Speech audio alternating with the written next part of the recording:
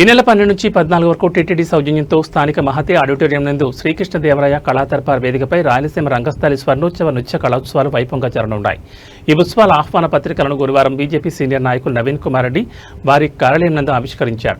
ఈ సందర్భంగా మాట్లాడుతూ రాయలసీమ రంగస్థలి చైర్మన్ కుండాల గోపీనాథ్ రెడ్డి, కార్యదర్శి కిఎన్ రాజా ఆధ్వర్యంలో ప్రతి ఏడాది క్రమం తప్పకుండా వివిధ రాష్ట్రాల నుంచి కళాకారులను ఏకతాటిపైకి తీసుకొచ్చి వారికి వసతి భోజనం సదుపాయం కల్పించి వారి ప్రదర్శనకు పురస్కారాలను అందజేయడం సంతోషంగా ఉందన్నారు.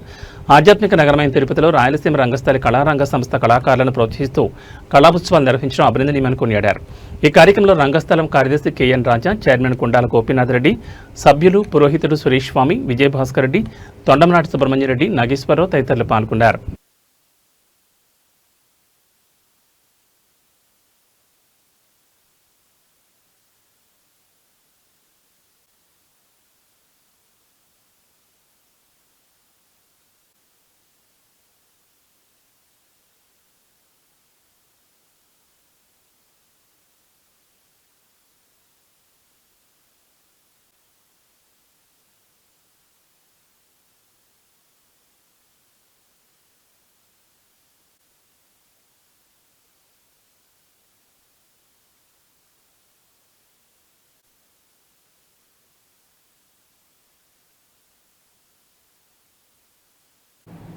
తిరుపతి ఆధ్యాత్మిక నగరంలో అంతరించిపోతున్నటువంటి మన సంస్కృతి సాంప్రదాయాలని రాబోయే తరాల వారికి అందించాలన్నటువంటి ఒక ఏకైక లక్ష్యంతో ఈరోజు రాయలసీమ రంగస్థలి వ్యవస్థాపకులు కెఎన్ రాజా గారు, అలాగే గుండాల గోపీనాథ్ రెడ్డి గారు ఎంతో సహృదయంతో ఈరోజు మహతి ఆడిటోరియంలో 3 రోజుల పాటు శ్రీకృష్ణదేవరాయ కళా దర్బార్ అనే ఒక కార్యక్రమాన్ని నిర్వహిస్తున్నారు.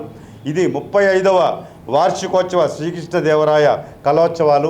వీటిలో తిరుపతిలోని ప్రజలందరూ కూడా, ఎవరైతే కళాభిమానులు ఉన్నారో, కళా పోషకులు ఉన్నారో ప్రజలు అందరూ కూడా మహతి ఆడిటోరియంకి 3 రోజుల పాటు రేపటి నుంచి కార్యక్రమాలు ప్రారంభం కాబోతున్నాయి. కాబట్టి టీటీడీ వారి సౌజన్యంతో, సంపూర్ణ సహకారంతో ఇలాంటి కార్యక్రమాలను నిర్వహిస్తున్నటువంటి రాజా గారికి, గుండాల గోపీనాథ్ రెడ్డి గారికి తిరుపతి నగర ప్రజల తరఫున హృదయపూర్వకంగా అభినందనలు తెలియజేసుకుంటున్నాము.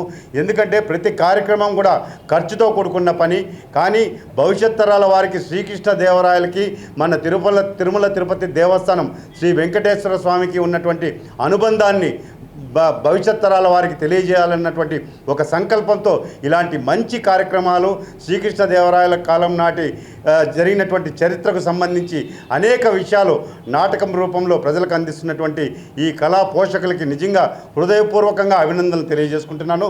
ప్రజలందరూ భాగస్వాములు కావాలని చెప్పి ఈరోజు ఆహ్వాన పత్రికని విడుదల చేశామండి.